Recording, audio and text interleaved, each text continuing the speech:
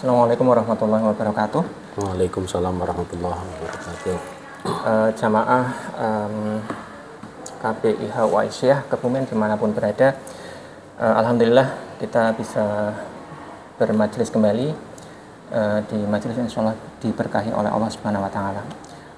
Sudah hadir bersama kita pada hari ini, beliau adalah Ustadz Faisal, salah satu pembimbing KPIHU Aisyah Kebumen.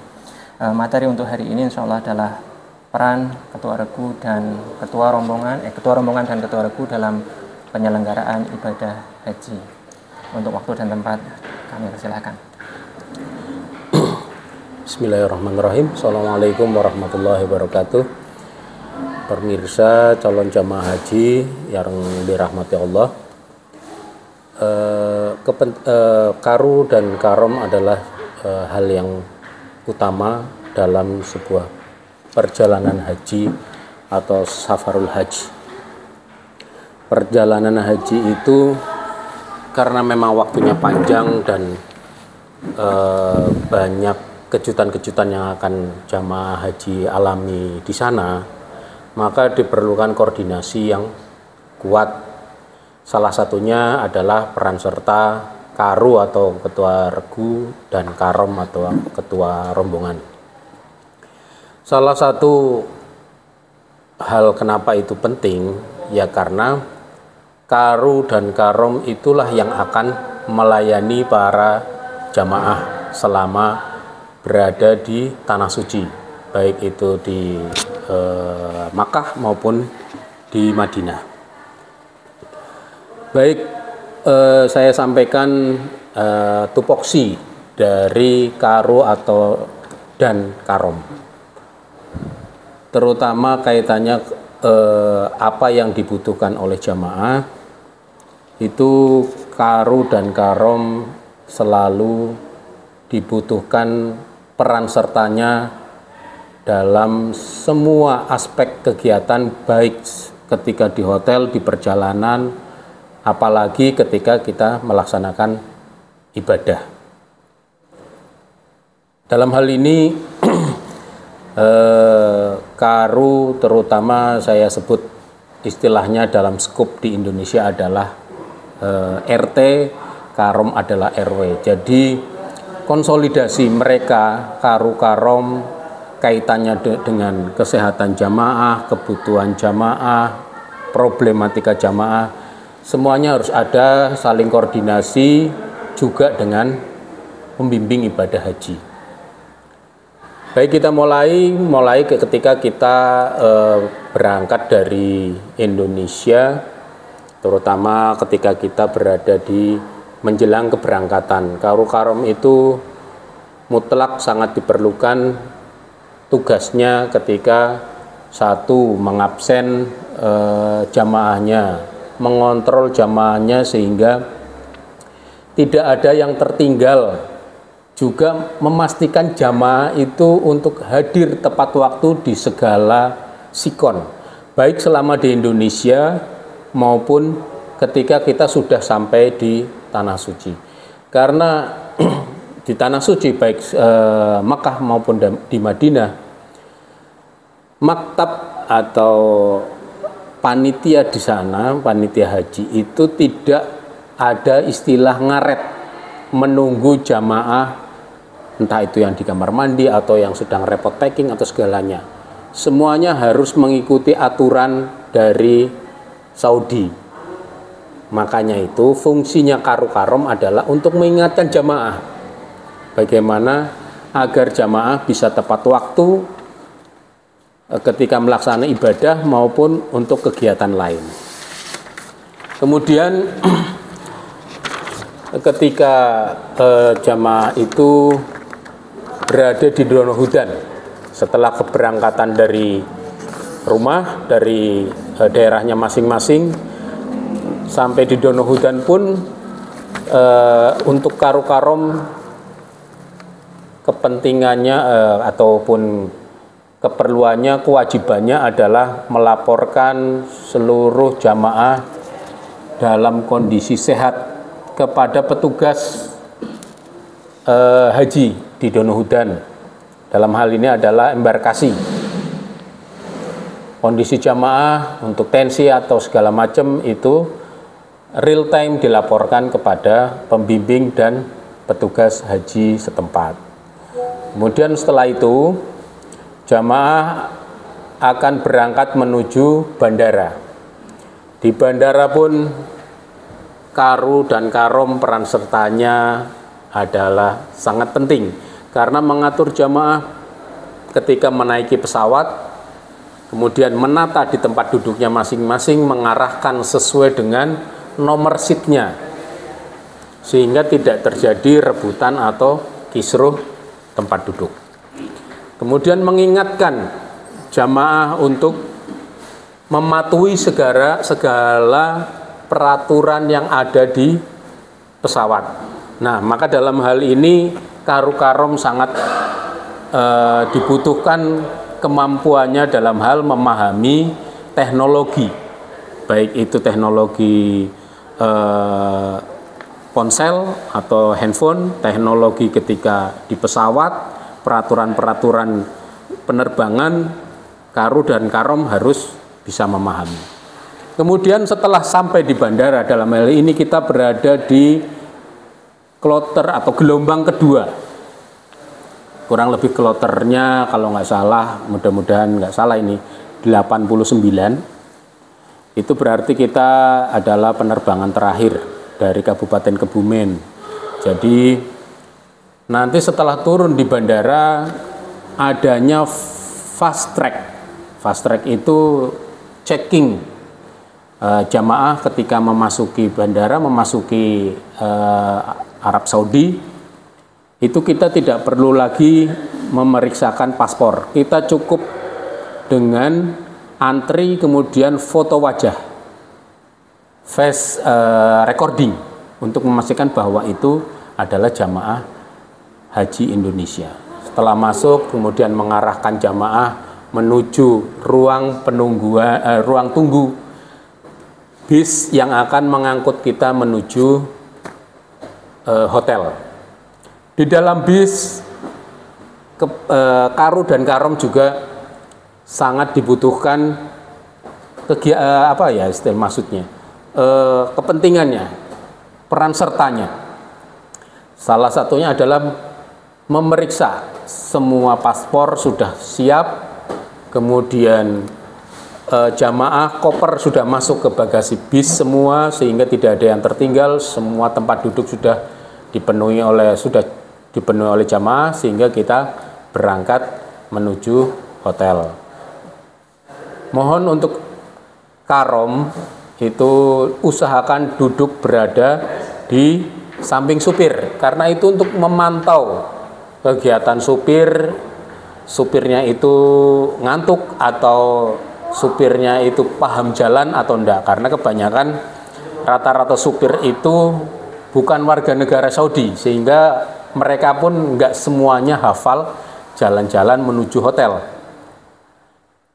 Pastikan untuk karom mengecek Google Map hotel mana yang akan kita tuju sehingga tidak menyebabkan jamaah tersesat menuju hotel yang salah, karena akan mengakibatkan jamaah terbengkalai, tersesat, hingga yang harusnya untuk istirahat terpaksa harus muter-muter mencari hotelnya. Untuk berikutnya sampai di hotel kita sebagai karu karom tentunya memastikan kita bertemu dengan maktab, menyerahkan paspor jamaah sebagai jaminan bahwa kita adalah bermalam atau tinggal di hotel tersebut. Kemudian akan dibagikan key card atau kunci kartu, kunci kamar. Kemudian setelah nanti jamaah turun, diantar ke kamarnya masing-masing, dibagi sesuai dengan nama yang tercantum di pintu hotel tersebut. Setelah itu, karena kita gelombang kedua, sehingga sampai dalam kondisi berpakaian kain ihram, menganjurkan kepada jamaah untuk istirahat karena nanti malam kita akan mengadakan umroh wajib. Nah, setelah itu jamaah juga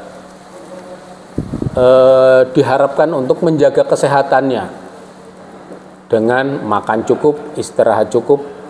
Nah, ini tanggung jawab Karu Karom mengingatkan. Sore setelah itu kita menuju ke Masjidil Haram untuk melaksanakan ihram atau tawaf, ihram ya wajib.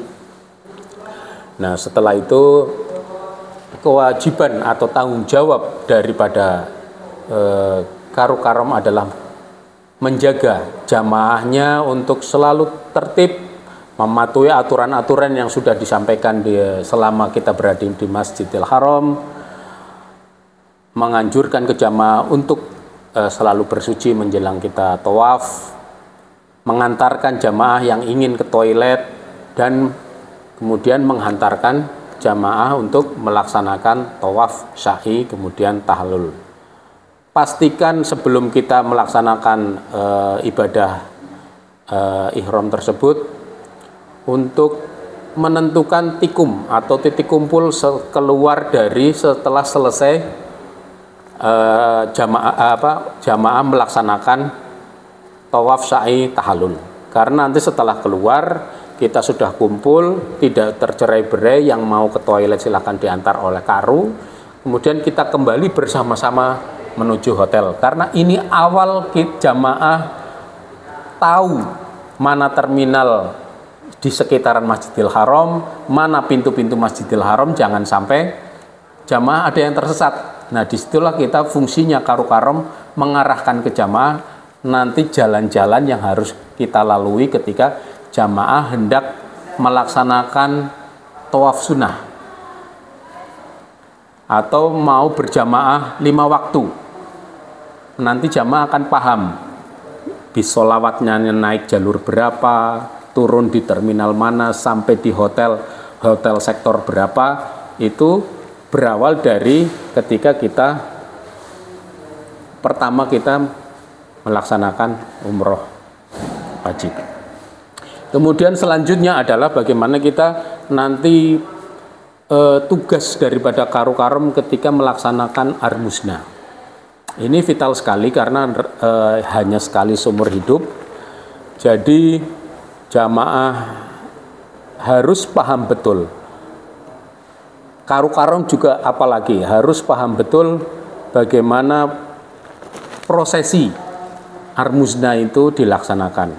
Mulai kita melaksanakan tarwiyah dengan memastikan jamaah siap semua dalam kondisi sehat, melaporkan kepada petugas apabila ada jamaah yang sakit atau tidak sanggup untuk melaksanakan tarwiyah, berhalangan, atau yang harus melaksanakan safari wukuf. Itu jamaah harus dipastikan semuanya melalui laporan Karu dan Karom. Setelah itu kita melaksanakan tarwiyah sebagai ibadah sunnah, didahului dengan kita berkumpul di hotel menuju ke Mina, ke tenda Mina. Tugas Karu Karom salah satunya adalah ada beberapa, itu yang paling penting adalah memastikan tendanya. Jadi jangan sampai kita sampai di Mina kita masih bingung maktab berapa, tenda nomor berapa, itu harus dipastikan dari awal. Sampai di sana tempatkan para jamaah sebaik mungkin sesuai dengan tempatnya, putra dengan putra, jamaah putri dengan putri. Pastikan di situ tidak ada bersentuhan antara jamaah putra dengan putri, mungkin bisa dengan sater atau penghalang, kain atau apapun, karena kita akan tinggal di situ selama beberapa hari. Yang kemudian tugas berikutnya adalah ketika kita sudah sampai Mina adalah menyampaikan kepada jamaah posisi-posisi toilet, pintu keluar, pintu kita tempat bertemu, kita menuju Jamarot, bis di mana akan menjemput, itu Karu Karom harus tahu. Untuk selanjutnya adalah hari hanya atau Arafah, hari Arafah, di mana kita berangkat ke Padang Arafah di pagi hari. Malam sebelumnya ketua regu dan ketua rombongan sudah memastikan, menyampaikan kepada jamaah persiapan apa saja yang harus kita bawa menuju Arafah. Pastikan kondisi jamaah dalam keadaan fit, sehat. Apabila ada yang sakit bisa lapor ke dokter untuk segera ditangani. Selanjutnya di pagi hari kita akan berangkat menuju Arafah. Di sana tugas Karu-Karom sangat penting karena di situ jamaah hanya berada di dalam satu tenda full untuk satu kloter. Jadi satu tenda itu 350 orang. Di situ jamaah akan dibagikan konsumsi, kemudian diarahkan kalau ke toilet yang terdekat di mana. Pastikan diingat-ingat kepada jamaah posisi tendanya, karena semua tenda di Arafah adalah sama. Yang membedakan hanya di depan ada bendera masing-masing KBIHU atau tidak. Kalau KBIH Aisyah pasti ada tendanya, ada tandanya bendera, sehingga jamaah tidak tersesat setelah dari luar kembali ke tenda, tidak salah masuk tenda. Kemudian setelah melaksanakan wukuf, sore kita jamaah disampaikan untuk persiapan menuju Musdalifah. Kita akan mabit di Musdalifah setelah terbenamnya matahari. Kita sudah siap-siap. Setelah jamaah mulai keluar dari tenda, Karu dan Karom diharap mengecek tendanya. Apakah ada barang yang tertinggal di tenda milik jamaah, diambil kemudian nanti dibawa. Nanti ketika sampai di Mina atau ketika di bis disampaikan, diumumkan barang-barang yang tertinggal tersebut. Jangan sampai ada yang tertinggal karena mungkin buat jamaah itu adalah hal penting seperti kacamata, mungkin power bank atau handphone atau kabel atau Al-Quran, semuanya jangan sampai ada yang tertinggal. Setelah kita sampai di Musdalifah, Karu-Karom yang pertama turun, mengamankan jamaahnya, mencarikan jalan menuju ke Padang Musdalifah.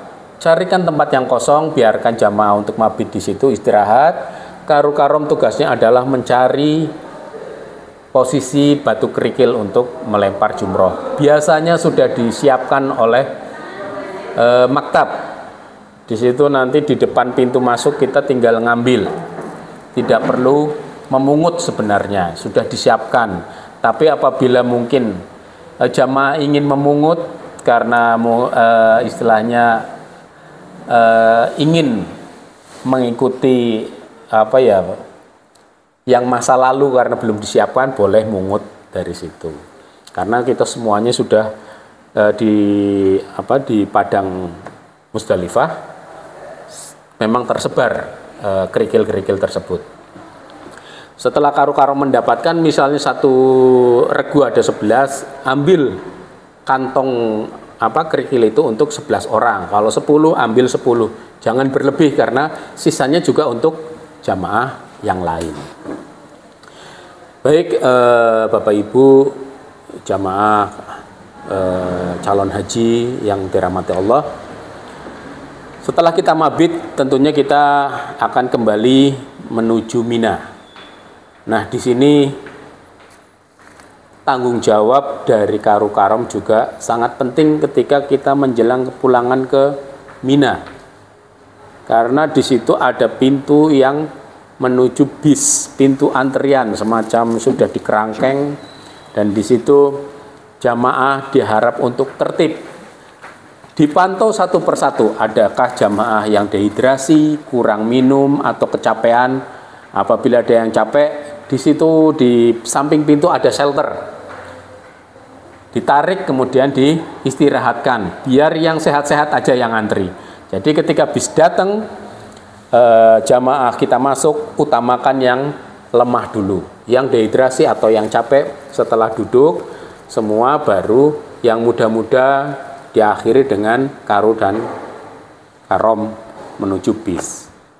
bis ini yang akan menuju kembali ke Mina. Setelah sampai Mina, kita istirahat, kemudian berikutnya adalah kita menuju Jamarot untuk melaksanakan lempar jumroh. Karu Karom juga bertanggung jawab di sini untuk kesehatan, mengecek kesehatan jamaahnya. Karena memang perjalanan lumayan melelahkan, diumumkan juga bagi yang mau dibadalkan. Karena melempar jumroh itu bisa dibadalkan. Dipastikan yang mau membadalkan siapa, yang mau menjadi badal siapa, didata semuanya. Ini tugas karu. Jadi nanti karu itu yang mewakili untuk melempar jumroh anggotanya sebagai badal. Baik, kita lanjutkan, Bapak Ibu calon jamaah KBIA yang dirahmati Allah. Di Jamarot pun ketika perjalanan menuju Jamarot, pastikan jamaah berjalan dengan santai, tidak perlu buru-buru karena kita dalam rangka ibadah. Pelan-pelan, tidak usah memandang yang lain yang buru-buru, yang teriak-teriak membaca talbiyah, itu kita santai saja. Karena ada beberapa negara atau beberapa KBIH atau yang teriak-teriak dengan penuh semangat sampai nafasnya tersengal-sengal, padahal kita nggak perlu ya, dilafalkan dengan penuh perasaan, dengan sepenuh jiwa, diresapi bahwa kita benar-benar sedang melaksanakan ibadah haji sekali seumur hidup. Kita nikmati perjalanan itu sampai di Jamarot. Nanti Bapak Ibu melempar jumroh, oleh karu karom diarahkan mana yang posisi senggang, karena biasanya di ujung yang penuh, justru di sebelah sana ujung yang sebelah depan itu biasanya kosong. Dibawa jamaahnya ke situ, dia melempar jumroh, setelah itu kembali menuju tenda. Karena kita memang untuk KBIA Aisyah itu berada di kloter yang tidak melaksanakan murur atau tanazul, karena yang tanazul dan murur itu mulai kloter 9 sampai 55 untuk Jawa Tengah. Jadi kloter kita tidak murur. Jadi kita benar-benar melaksanakan apa yang dilaksanakan oleh Rasulullah SAW. Kemudian setelah sampai di tenda, istirahat untuk melaksanakan tahallul. Setelah tahallul, Bapak Ibu sudah bisa berganti pakaian biasa. Kemudian nanti untuk hari berikutnya melempar jumroh hingga kita selesai kembali ke hotel ke Mekah untuk melaksanakan ifadah. Jadi peran karu karom itu semuanya di situ sangat penting, terutama untuk mengawal jamaahnya agar tetap utuh, tidak ada yang sakit, kemudian kembali ke hotel dengan kondisi sehat semua. Untuk ifadah tentunya sama ya dengan tanggung jawab karu karom dengan ketika ihram pertama. Ya, jadi samalah semua tuh pertanggungjawabannya, tugas pokoknya itu sama, yaitu mengawal jamaah, memantau kondisinya, melaporkan kepada pembimbing kondisi jamaah. Kemudian yang terakhir adalah ketika kita menjelang kepulangan, karena kita saat ini tahun ini adalah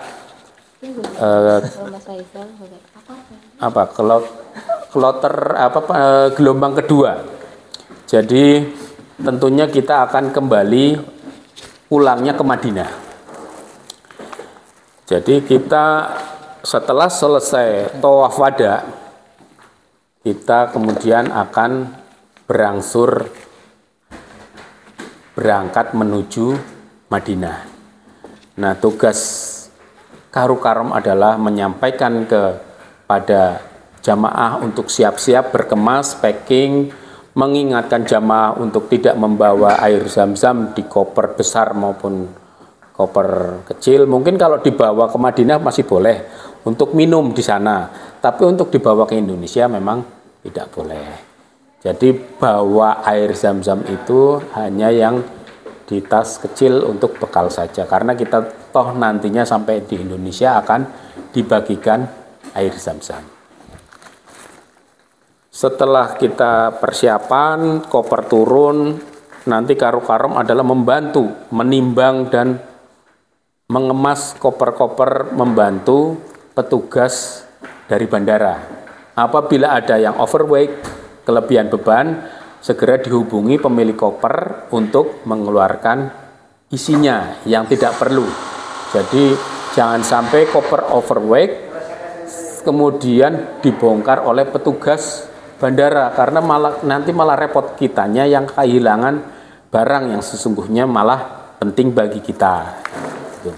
Setelah selesai, koper masuk ke bis, lanjut ke bandara. Mungkin ini saja yang bisa saya sampaikan.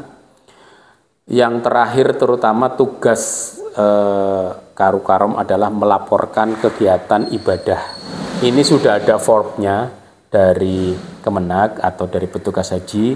Setiap hari kita mengisi, mengabsen, ini tugas Karu, mengabsen kegiatan jamaah, entah itu ketika di Mekah sudah selesai melaksanakan semua rukun dan wajibnya, atau ketika sampai di Madinah apakah sudah melaksanakan arba'in atau kurang. Nah, begitu.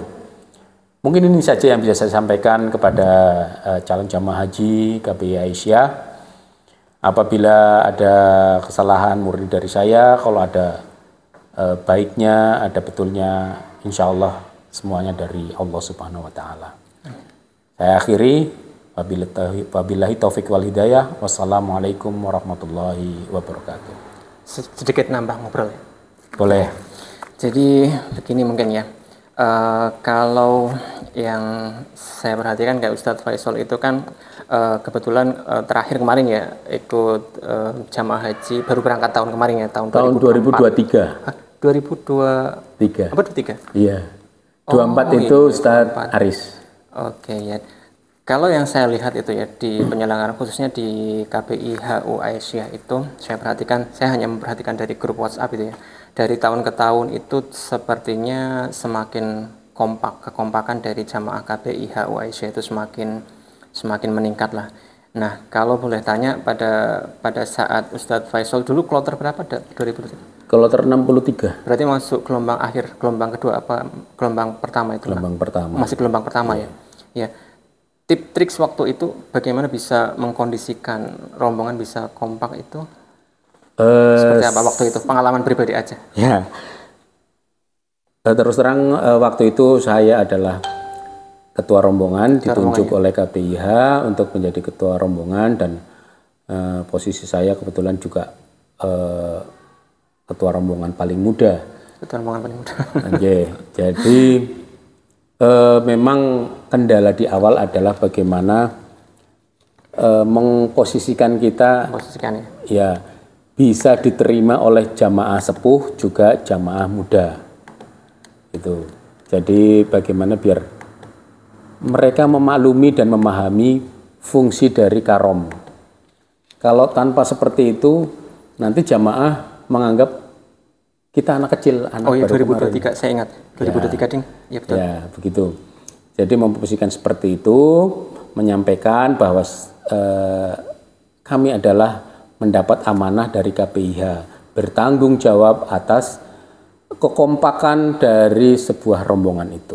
Dan dilalah ini ya untuk diketahui pada tahun atau pada angkatan 2023 dilalah jamaah haji KBI HU Aisyah di Madinah itu hotelnya terpisah. Betul. Sedikit ada masalah 3 hotel. Gitu ya. Bahkan ada satu jamaah yang kloternya tas kopernya hilang, ya, baru ketemu saat sudah di Mekah itu ya. Enggak, sebelum berangkat, sehari sebelum berangkat ke Mekah. Itu gimana kondisinya waktu itu? Ya, memang ya begitulah salah satu kendala di lapangan ya. Memang namanya kita berangkat haji pasti akan ditemukan berbagai macam kejutan. Salah satunya kejutan itu adalah seperti itu. Ada koper yang tersesat, bukan jamaahnya yang tersesat, tapi kopernya tersesat. Kopernya tersesat. Nah, ini memang yang sangat diperlukan dari kapabilitas karu-karom adalah di situ. Waktu itu bukan karu-karonya, bukan Nilal, bukan punya jenengan. Bukan dari rombongan saya kebetulan. Dari Gombong kalau nggak salah ya. Dari Gombong. Ya, jadi di situ mungkin kurang koordinasi atau seperti apa. Di lapangan memang kadang petugas bandara juga asal masukin karu-karom karena mungkin satu capek selama perjalanan penerbangan atau gagap kaget dengan jadi suasana kalau saya Mekah, kembali gitu, mengingat Madinah. saya amati dari prosesnya di WA itu, tadi pas mau naik bis juga kopernya masih ada tapi seperti itu ya. Namanya koper seragam, ya, kopernya sendiri, pas koper orang lain dikira koper sendiri, bisa jadi seperti itu. Oke, terus begini, ini juga mungkin perlu diingatkan juga ke jamaah haji, khususnya jamaah haji KBIH Aisyah, bahwa pengamatan saya itu beberapa jamaah itu seakan menganggap bahwa KBIHU itu mirip-mirip travel agent, penyelenggara perjalanan, padahal bukan ya. Ya, bukan. Padahal bukan. Jadi kalau menurut saya pribadi, sebenarnya kalau dipikir-pikir untuk jamaah, untuk ibadah haji reguler itu penyelenggaranya pemerintah ya. Betul, memang pemerintah. Iya. Kalau saran jenengan sendiri terkait dengan hal itu gimana? Saran ke jamaah jadi. Ya, kita kembali ke niat awal dan kita harus bisa memahami betul bahwa KBIHU itu adalah KBIHU Aisyah terutama ya, adalah sebuah organisasi untuk menciptakan atau mengarahkan jamaah menjadi jamaah haji yang mandiri. Dalam hal ini apa? Mandiri itu adalah menjadi haji mabrur atas niat diri sendiri, bukan mabrurnya karena nunut pembimbing atau nunut kiai. Alah, sing penting aku manut kiai nanti juga mabrur. Tidak seperti itu. Nah, itulah yang akan ada di manasik di KBIHU Asia. Manasik-manasik itu yang akan kita sampaikan ke jamaah, bahwa jamaah itu mencapai haji mabrur adalah karena usahanya sendiri, karena keinginannya sendiri. Nah, pentingnya ilmu ya, pentingnya ilmu sebagai salah satu ilmunya manasik haji itu bekal di situ. Wa tazawwadu fa inna khairaz zadi taqwa.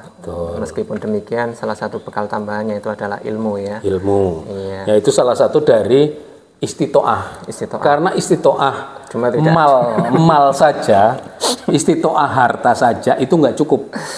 Tapi istitoah fil ilmi atau kemampuan dalam mempunyai ilmu, memiliki ilmu haji. Saya tiba-tiba kepikiran seperti ini, kayak gitu. Sekarang kalau mau nikah itu kan harus ada penataran dulu ya.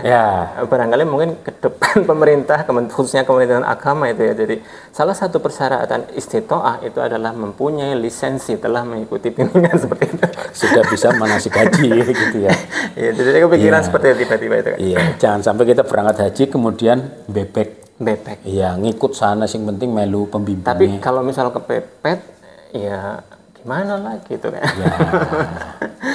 Makanya fungsinya KBIH itu adalah itu, bukan travel agent. Bukan travel agent. Iya, jadi kalau travel agent apa-apa kita mintain biaya, yang penting berangkat pulang. Ada batasan-batasan peran ya, posisi, proporsi untuk pembimbing. Kalau pembimbing ya bukan travel agent, bukan. Jadi jangan sampai kita misal sebagai anggota jamaah itu, aku kan harus membayar itu kan, aku terima beres. Nggak bisa seperti itu ya. Jangan disamakan dengan, kalau mungkin mengikuti jamaah rombongan jamaah haji furoda mungkin beda ya. Kalau furoda penyelenggaranya itu kan ada sendiri ya kan. Bukan pemerintah ya. Intinya jangan sampai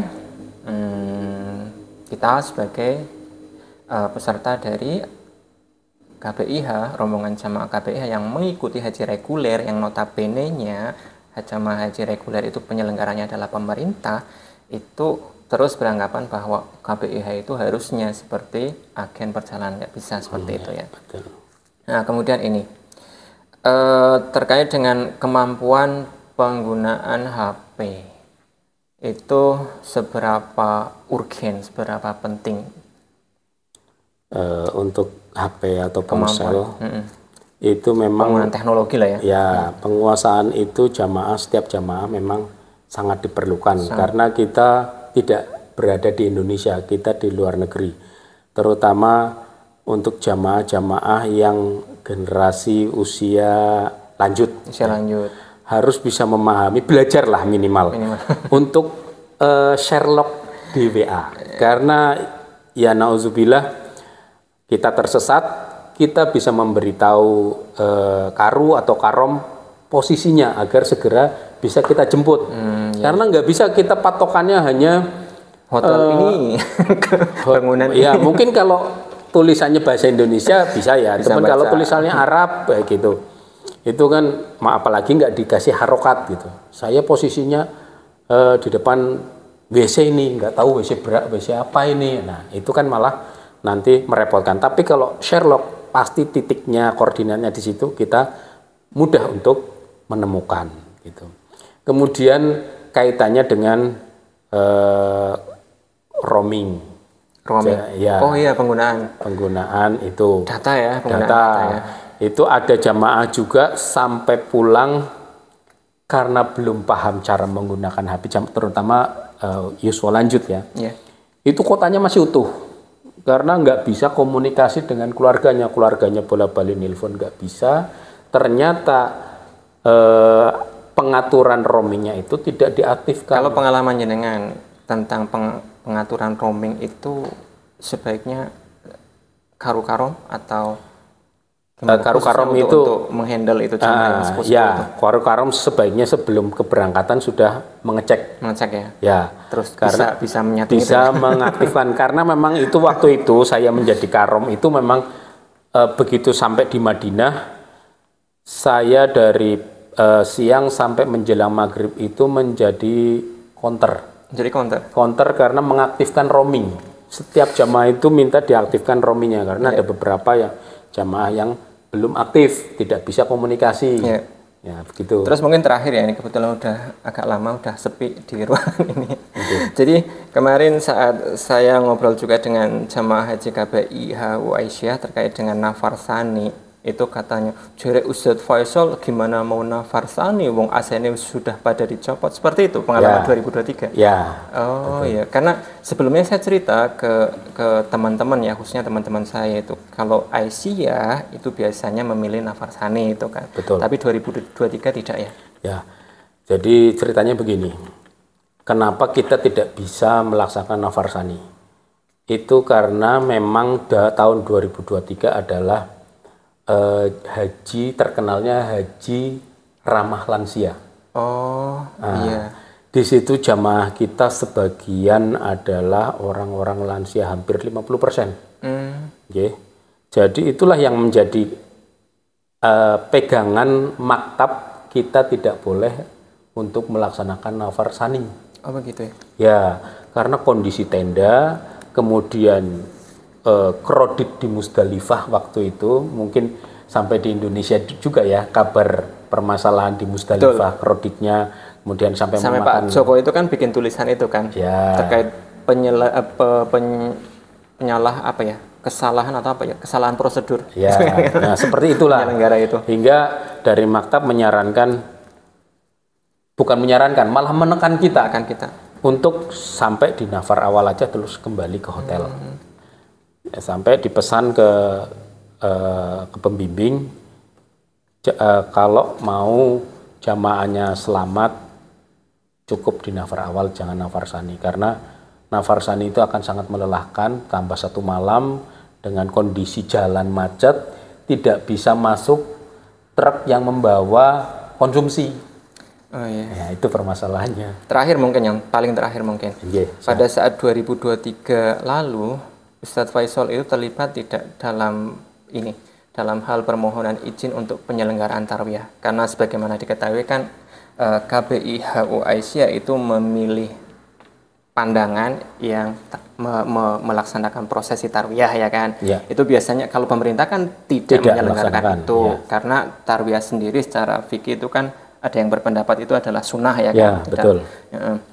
Terlibat tidak waktu itu pada saat prosesi izinan? Ya, saya bersama Pak Jarod. Pak Jarod. Ya, memang bertemu dengan maktab. Ya, dengan maktab untuk negosiasi kaitannya dengan tarwiyah, proses tarwiyah, hingga masalah itu sampai ditekankan hanya sampai di nafar awal. Itu memang sudah dijelaskan oleh maktab sendiri. Jadi mulai dari nego harga transportasi, konsumsi, sampai batas mana itu semuanya saya mendampingi Pak Jarod. Terima kasih, sebenarnya masih banyak, ada beberapa ya, nggak banyak pertanyaan lain, cuma di lain waktu saja. Ini kebetulan sudah cukup lama. Terima kasih Sama-sama. untuk ngobrol-ngobrolnya, semoga bermanfaat dan Amin. juga semoga menambah ilmu kita semua. Dari saya mungkin ada kesalahan, mohon maaf. Assalamualaikum warahmatullahi wabarakatuh. Waalaikumsalam warahmatullahi wabarakatuh. Matur suwun. Sama-sama, Pak.